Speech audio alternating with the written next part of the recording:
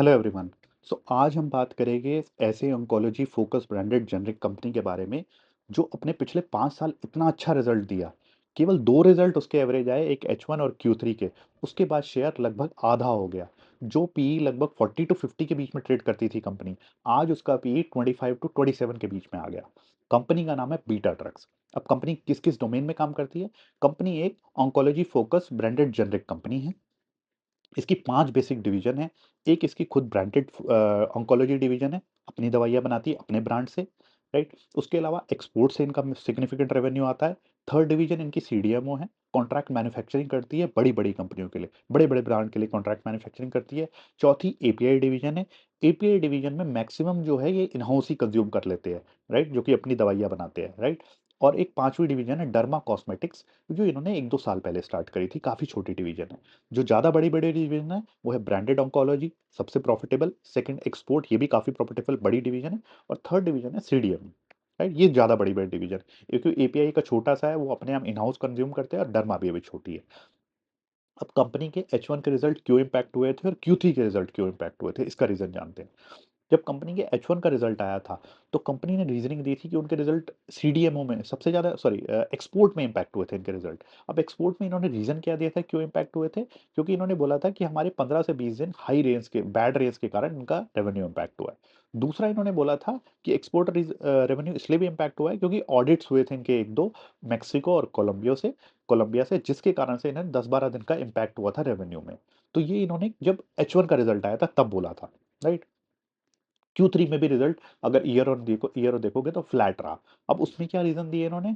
उसमें इन्होंने एक्सपोर्ट में रीज़न दिया कि इनके थोड़े से टेंडर जो है वो पुश हो गए, राइट? अब ये स्ट्रक्चर नहीं है एज़ पर कंपनी, ये पुश हुए हैं, ये कैंसल नहीं हुए। तो पुश होने का मतलब है कि आने वाले समय में हो सकता है ये रेवेन्यू आ जाए, राइट? दूसरा इन्होंने जियोपॉलिटिकल टेंशन का रीज़न दिया है कि उस कारण से भी इनके एक्सपोर्ट रेवेन्यू थोड़े से इम्पैक्ट हुए। अब अगर बात हो सीडीएमओ की, वो भी इम्पैक्ट हुए इस क्वार्टर में। अब वो इम्पैक्ट इंटेंशनली किया है कंपनी ने, क्योंकि इनका एक प्रोडक्ट था प्लेटेंस जो ये बनाते थे, वो मार्जिन डिल्यूटिव था, वो बहुत ही लो मार्जिन प्रोडक्ट था। उसको कंपनी ने इंटेंशनली कॉम्प्रोमाइज़ किया उस रेवेन्यू को, अपने ग्रॉस मार्जिन को प्रोटेक्ट करने के लिए। वो I think is a correct decision for the long term of the company. अभी इम्पैक्ट आ रहा है कंपनी में, बट लॉन्ग टर्म में that is a good decision to have, right? अब देखिए कंपनी ना बहुत ही ऑन्कोलॉजी जो डिवीजन में काम करती है, oncology is already one of the fastest growing segment in India. 10 to 15% as per multiple estimates, right, grow कर रहा है। उसमें इनका छोटा साइज है, राइट? दूसरी डिवीजन इनकी क्या है? डर्मा डिवीजन, वो भी फास्टेस्ट ग्रोइंग है। और कंपनी ने अभी लेटेस्ट एक और करा है, एक छोटी कंपनी निवियन करके कंपनी है, निवियन लाइफ साइंसेज, उसमें भी अपना स्टेक लिया है, राइट? अब उसमें भी वो कंपनी आईवीएफ डोमेन में काम करती है, वो भी एक फास्टेस्ट ग्रोइंग सेगमेंट है। तो company oncology fastest growing segment, derma में काम करती है, और आईवीएफ, तीनों अच्छी फास्टेस्ट ग्रोइंग सेगमेंट में काम करती है। छोटा साइज है, पास्ट में प्रूव भी कर चुकी है, so there is no reason कि आगे क्यों नहीं ग्रो कर सकती। तो ये सब चीजें कंपनी के फेवर में है। हाँ, कंपनी के H1 के रिजल्ट डेफिनेटली एवरेज थे, और Q3 के भी एवरेज थे। इनफैक्ट Q3 के तो बिल्कुल ही फ्लैट थे रिजल्ट, राइट? अब अगर मैं बात करूँ कंपनी का गाइडेंस का, देखिए कंपनी पहले गाइडेंस देती थी कि 25% तक वो लगातार ग्रो करती आएगी, और करती भी आ रही थी। 25 से 30% ईजिली ग्रो कर रही थी, अगर आप अगर हिस्ट्री देखोगे। बट कंपनी का जब रिजल्ट आया H1 का, तो कंपनी ने अपने गाइडेंस को 420 करोड़ कर दिया। 420 करोड़ क्या था? 16% का पूरा FY26 का गाइडेंस दिया कि हम इतने परसेंट से ग्रो करेंगे। लेकिन Q3 के रिजल्ट के बाद कंपनी ने इस गाइडेंस को और कट किया, और 10% रेवेन्यू ग्रोथ का टारगेट दिया।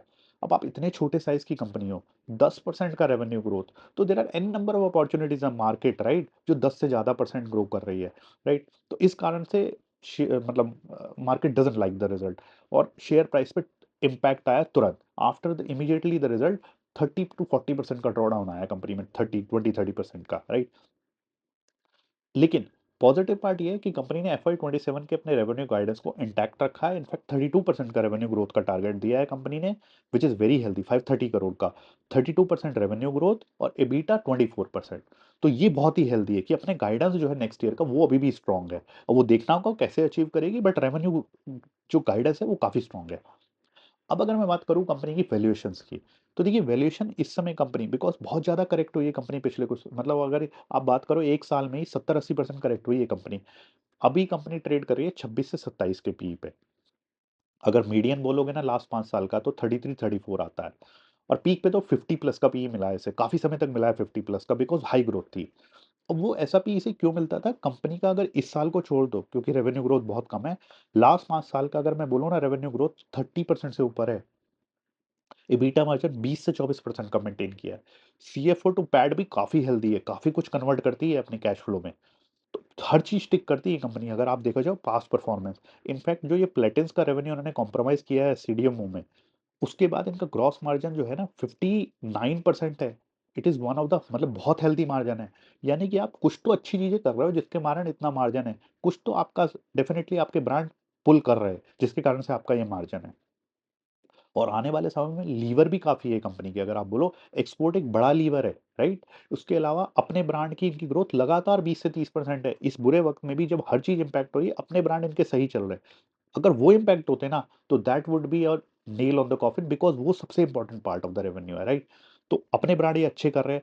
डर्मा कॉस्मेटिक्स अभी छोटा डिवीज़न है, 1-2 साल है, राइट? अभी आप ना उसे बना रहे हो, राइट? अभी उसके बाद धीरे-धीरे प्रॉफ़िट आना शुरू होगा। अब वो ऑलरेडी वो ब्रेक इवन हो चुके हैं, राइट? और चौथा ये डिसीज़न जो आईवीएफ में घुसना, ये भी हाई ग्रोथ सेगमेंट है, राइट? और वो कंपनी भी प्रॉफ़िटेबल है।